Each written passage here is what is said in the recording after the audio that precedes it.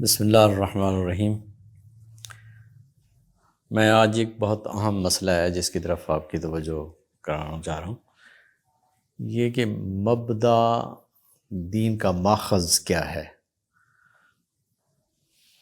مطلب دین کا ماخذ اس وقت جب ہم بیٹھے ہوئے ہیں تو اب دین کا ماخذ کیا ہے۔ جہاں تک تعلق ہے کتاب اللہ کا یا رسول اللہ صلی اللہ علیہ وسلم کا، اللہ تعالیٰ کی ذات کا، تنزیل من رب العالمین کا، تو یہ سب وہ چیزیں ہیں جن کا کوئی انکار نہیں ہے۔ ظاہر ہے یہ تمام کے تمام ایمان بالغیب کا موضوع ہیں۔ ایمان بالغیب کی صورتحال ایسی ہوتی ہے کہ ہر چیز اس میں جتنی بھی ہے وہ سب ایک جیسی ہے۔ یعنی آپ غور کریں کہ اللہ تبارک و تعالی کی ذات کا انکار جیسا کفر ہے، بیان ہی اسی طرح سے شیطان کے وجود کا انکار بھی کفر ہے۔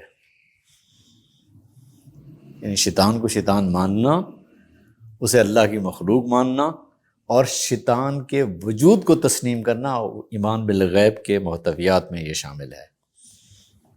تو اس لیے جہاں تک ایمان بالغیب کا تعلق ہے تو ایمان بالغیب کی تمام باتیں جتنی ہیں، رسول اللہ صلی اللہ علیہ وسلم ہوں، وحی خداوندی ہو، اللہ تعالیٰ کی ذات ہو، یہ سب ایک چیز ہے۔ مطلب اس کا کوئی مسئلہ نہیں ہے۔ پیغمبر علیہ الصلوۃ والسلام کی زندگی میں اور مابعد دور میں آپ صلی اللہ علیہ وسلم کی طرف وحی نازل ہوئی، آپ علیہ الصلوۃ والسلام نے آگے منتقل کر دیا۔ پیغمبر علیہ الصلوۃ والسلام نے جو کچھ منتقل کیا تھا، آگے لوگوں نے وہی چیز لے گئے اور آگے پہنچایا۔ امت نے بطور امت اس کو لیا اور اسی کا آگے ابلاغ کیا، اور آج بھی وہی امہ من حیث الامہ کا جو مجمع علیہ ہے وہ آج دین کا ماخذ ہے۔ دین کا ماخذ مطلب میں جو بات گزارش کرنا چاہ رہا ہوں وہ یہ ہے کہ زمان و مکان کی اس دنیا میں، اس جو ہماری میٹیریل ورلڈ ہے، اس میں دین کا کنکریٹ ماخذ کیا ہے، کنکریٹ اوریجن کیا ہے۔ آج اس دور میں جب بھی کوئی شخص امہ من حیث الامہ کے مجمع علیہ سے ہٹ کر قرآن کی طرف آتا ہے یا سنت کی طرف آتا ہے یا حدیث کی طرف آتا ہے یا فقہ کی طرف آتا ہے، وہ جس طرف بھی جائے گا وہ در حقیقت اپنے لیے ایک نئی راہ کھول دے گا۔ آج یہ نہیں ہے کہ امہ من حیث امہ موجود نہیں ہے یا امہ من حیث امہ کا مجمع علیہ موجود نہیں۔ تو جو چیز مجمع علیہ ہے، امت کا جو مجمع علیہ، دین کا ماخذ صرف وہی ہے۔ اب ایک سوال یہاں پر عام طور پر پیدا ہوتا ہے کہ ہم لوگ ایک غلط فہمی کا شکار ہوتے ہیں کہ امت کے لفظ کو ہم صحیح معنی میں یا اس کے صحیح محتویات کے ساتھ پیش نظر نہیں رکھتے۔ عام طور پر سمجھا یہ جاتا ہے کہ امت ایک طرف کھڑی ہے اور اللہ کا رسول دوسری طرف کھڑا ہے۔ ایسا نہیں ہے۔ نبی علیہ الصلوۃ والسلام اول المسلمین ہیں۔ قرآن مجید نے آپ کو اول المسلمین کہا ہے۔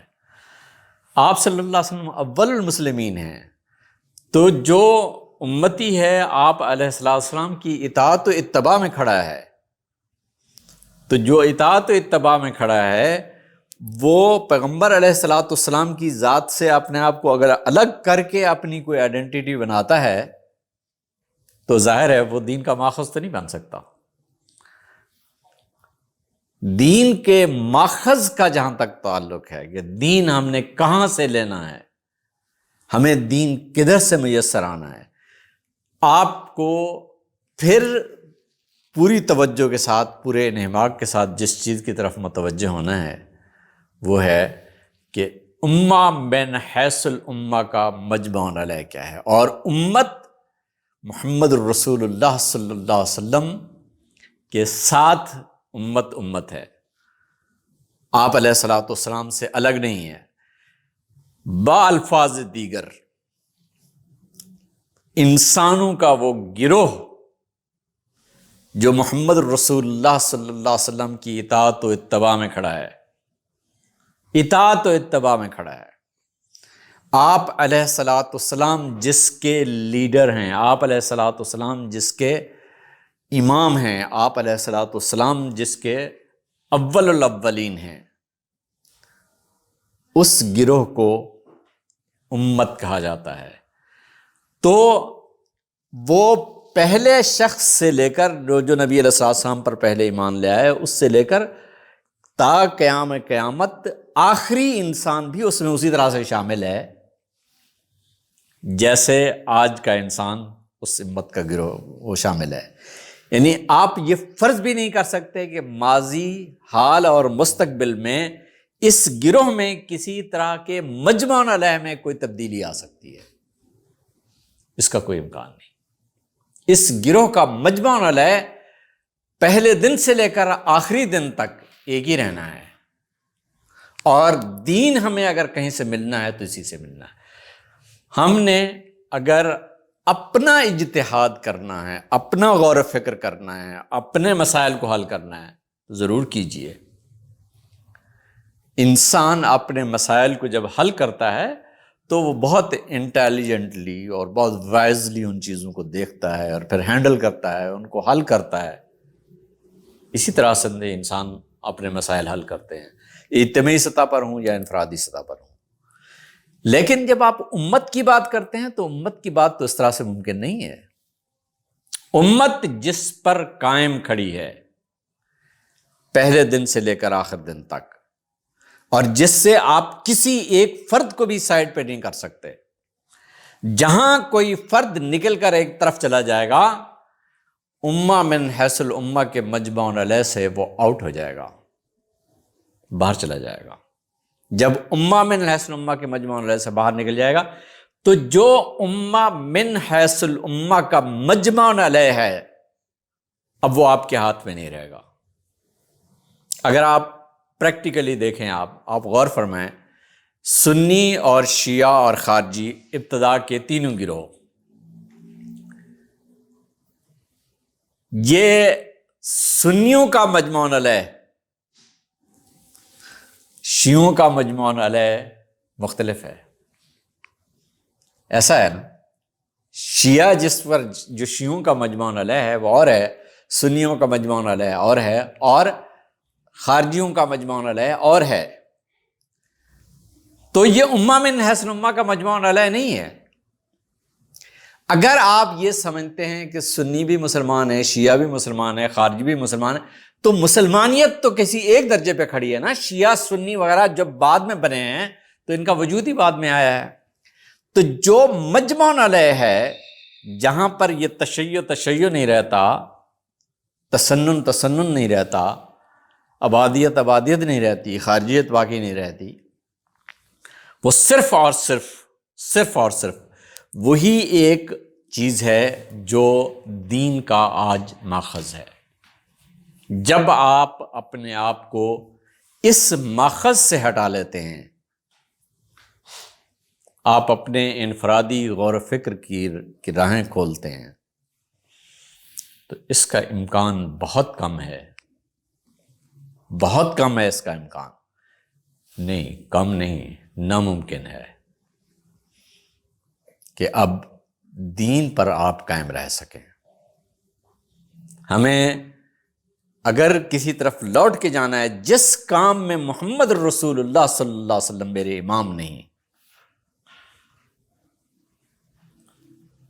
جس کام میں امت میں سب سے پہلے مخاطب و مکلف، اللہ کے دین کے سب سے پہلے مخاطب و مکلف محمد رسول اللہ صلی اللہ علیہ وسلم نہیں ہے، وہ دین نہیں ہے۔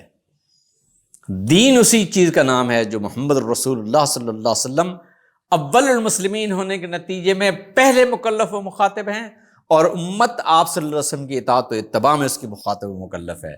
تو اب اگر آپ نے اسپیشل ٹیمپورل ریالٹی میں، زمان و مکان کی اس کنکریٹ دنیا میں کسی چیز کو دیکھنا ہے، تو غور فرما لیجئے، جہاں امہ من حیث امہ کا مجمع علیہ آپ کے ہاتھ میں ہو، وہی دین ہے اور دین کا ماخذ ہے۔ اس کے سوا دین انفرادی سوچ کے دائرے میں جب آتے ہیں تو وہ انفرادی سوچ ہوتی ہے، فرد کی سوچ ہوتی ہے یا کسی گروہ کی سوچ ہوتی ہے، دین نہیں ہوتا۔ غور و فکر کی دنیا میں دین میں اور فہم دین میں فرق صرف اور صرف کہیں پیدا ہوتا ہے تو وہ یہی مقام ہے جہاں آپ کے پاس انفرادی سوچ کی اجازت آپ کو موجود ہے، اور وہ دین نہیں ہے۔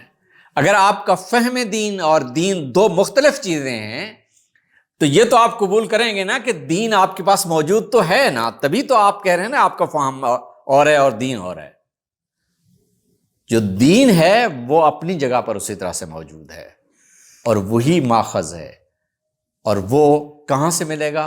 وہ امہ من الاسماء کے مجمع علیہ کا نام ہے۔ اگر دین کا ماخذ امہ من الحسن امہ کا مجمع علیہ نہ رہے تو فرقہ واریت ختم نہیں ہو سکتی۔ السلام علیکم ورحمۃ اللہ۔